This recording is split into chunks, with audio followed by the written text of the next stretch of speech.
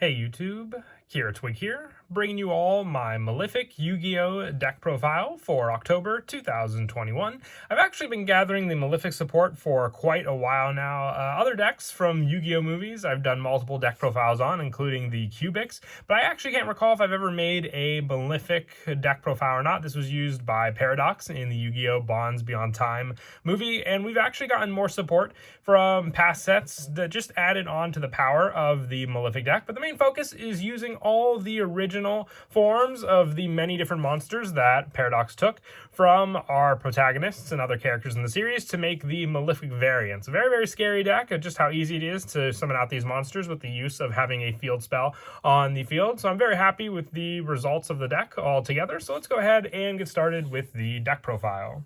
So for the Malefic monsters, it's actually a pretty small number just for how easy it is to summon out these monsters. I run 3 Malefic Stardust Dragon. It cannot be normal summoned or set. It must be special summoned from your hand by banishing 1 Stardust Dragon from your extra deck. There can only be 1 Malefic monster on the field, and face-up field spells cannot be destroyed by card effects. Other monsters you control cannot declare an attack, and if there's no face-up field spell, you destroy this card. So it's just an easy 2,500 attack, 2,000 defense monster to get out on the field. You have plenty of Stardust Dragons that you run in the extra deck to use to summon this card out. So running 3 of this card just makes it more viable to see it appear in your hand as a resource to use against your opponent. Another big boss monster that we run in the deck is Malefic Cyber End Dragon. Having the same option by just banishing a Cyber End Dragon from your extra deck instead of Stardust Dragon.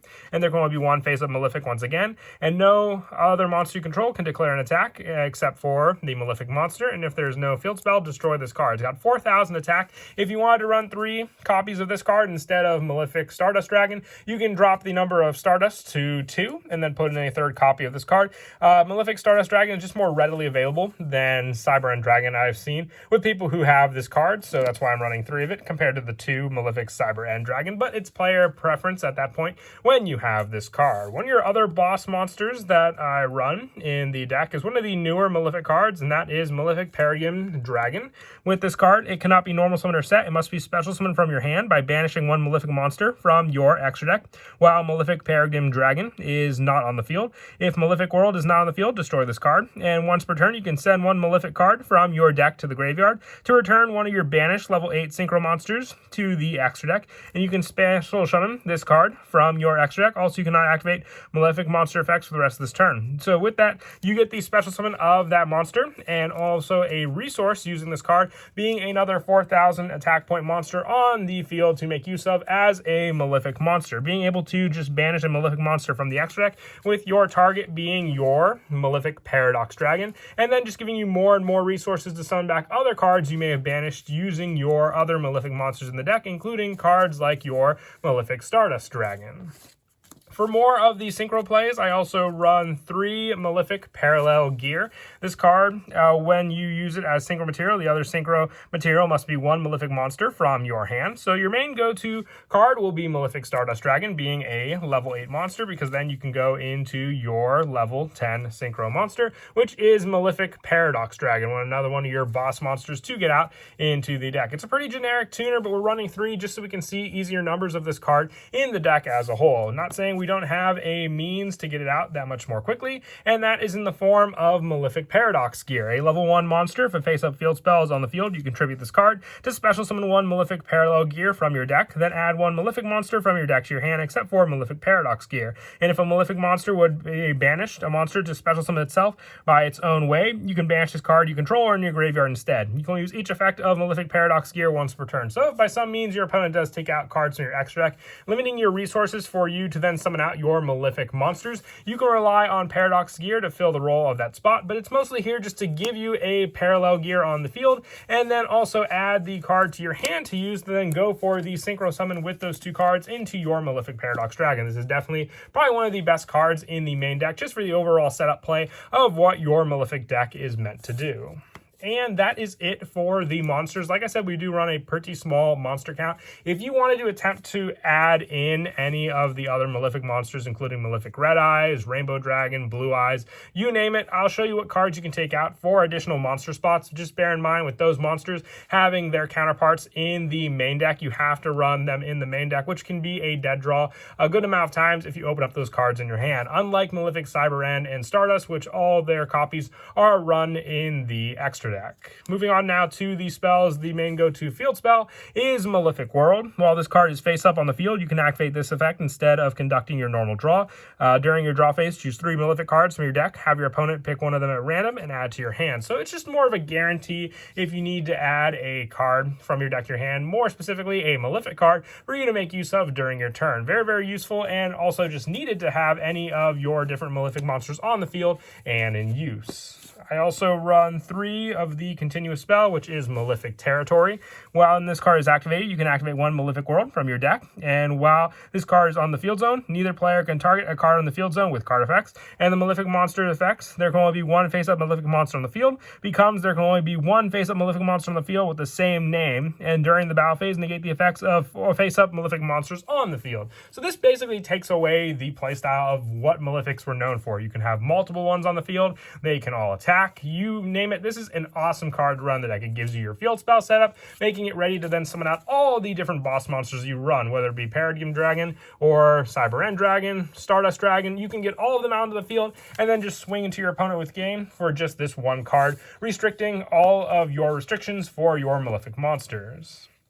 I also run 3 Malefic Selection. With this card, you banish 2 Malefic cards from your graveyard to add 2 Malefic cards from your deck to your hand, except for Malefic Selector, with different names from each other than the banished cards. You can activate 1 Selector per turn. So resources, if you need different resources than the ones you have, this is your go-to card for the banish, giving you more and more search power, which is what the majority of all the different Malefic cards we run that do and happen in your deck. So 3 of this card, I would say, is definitely needed. For more special summon options, I also run 2 Malefic Divide. It's more of a situational card. You run this more for the defensive play against your opponent. You target a Malefic monster in your graveyard, special summon it, ignoring its summoning conditions, but its effects are negated. Also banish it during the end phase. Like I said, just a way to activate this, making a wall against your opponent so they can't attack into you with some of your bigger cards on the field. I only run 2 though. I have a bunch of different cards that would say much more important in the deck, including Selector and Territory. This just comes in, like I said, as that defensive play to use against your opponent when need be. With the majority of our main deck being also Dark Attribute, I run 3 Allure of Darkness. Just draw power if you have multiple cards or need to get to a more specific important card using your Malefic cards for the banish. And then for the one-ofs, for the spells, I run 1 Terraforming, 1 for 1. This is great, just being able to search out our Malefic Paradox gear and then just have the go-to search right then and there. Also the 1 Pot of Avarice for recycling monsters back into the deck to use, since we do run a lower count, including cards with the extra deck. 1 Call by the Grave for stopping our opponent's hand traps that could potentially limit our own searches, including Paradox gear. And 1 Harpy's Feather Duster. Back row is a definite weakness of this deck, so you want a more guaranteed way to at least make sure you're summoning out your big monsters onto the field with no fear. And that is it for the spells. Moving on to the traps, I run 2 Malefic Tune. If a face-up Malefic monster you control is destroyed by battle or an opponent's card effect, draw 2 cards. And if a face-up Malefic monster you control is destroyed while this card is in your graveyard, except during the damage step, you can banish this card from your graveyard to add 1 Malefic monster from your deck to your hand. So draw power and search power is what you get with this card. I only run 2 though. I feel that's all you need. You're going to either be relying on the field effect or the graveyard effect with this card, but each will give you a benefit of either a search or a draw, depending on if your opponent can also destroy your Malefic card on the field. And going off of more protection against our Malefic cards, I also run 2 Solemn Judgment and also 2 Solemn Strike for more protection against our opponent, or even just their summons they may try to get out against our Malefic monsters. And lastly, for the traps, just 1 Metaverse, just an additional search along with Terraforming and Malefic Territory for being able to add one of the most important cards in the deck, the field spell, to our hand for us to use, or just being able to activate it. And that is it for the main deck. We'll now move on to the extra deck. Our go-to extra deck boss monster is Malefic Paradox Dragon. When this card is synchro summoned, you can select one synchro monster in either player's graveyard and special summon it. There can only be one face-up Malefic Paradox Dragon on the field, and if Malefic World is not face-up on the field, destroy this card. So Malefic World should almost always be on the field. This is a 4,000 attack point boss monster, like the good majority of the deck that we run, and with it, just an option to take a synchro from your opponent, or even just use the resources we were given with some of our other cards to get one back onto the field for you. For the banish cost for the good majority of the Malefic monsters we run, I also run the 3 Stardust Dragon. Once again, just a resource needed for the banish, so 3 of this card. So for the 3 Malefic Stardust Dragon we run, so we always have the banish target ready to go. The same with the Cyber End Dragon, running 2 copies of this, but if you were running the 3 Malefic Cyber End and the 2 Stardust Dragon, then you would just replace the 1 copy of Stardust in the extra deck with a 3rd copy of Cyber End Dragon.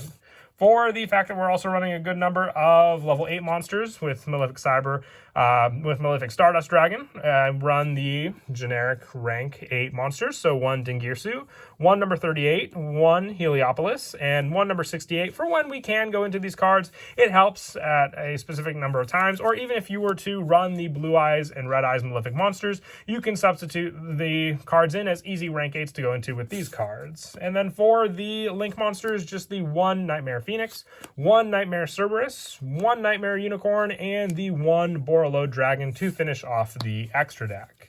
And then as for cards to replace for additional Malefic monsters, I would go for a one of copy. So 1 copy of Malefic Red Eyes or Blue Eyes and their counterpart as well. You can take out Malefic Divide for the spot you wanted to add in these additional monsters into your deck. As for the go-to plays, one of my favorites is just relying on the Malefic Paradox gear with the tribute. You need to have that field spell, so opening up territory or even just Malefic World is also very, very important there. So then you'll tribute out the Malefic Paradox gear, summoning out the parallel gear, giving you another search to your hand, which I like to add Malefic Stardust Skin, giving us the 2 synchros right then and there, having the field spell ready to then summon out our Malefic Paradox Dragon. Just a 2-card combo for getting this awesome boss monster out on the field to use against our opponents. But that is it for the deck profile. I hope you all enjoyed the video. Like I said, I can't recall if I've ever done a Malefic deck profile on the channel before. If I have, it's definitely been years, but glad I was finally able to get around to making it. And I hope you all enjoyed it as well. And until next time, please don't forget to leave a like and subscribe. And Kira Twig out.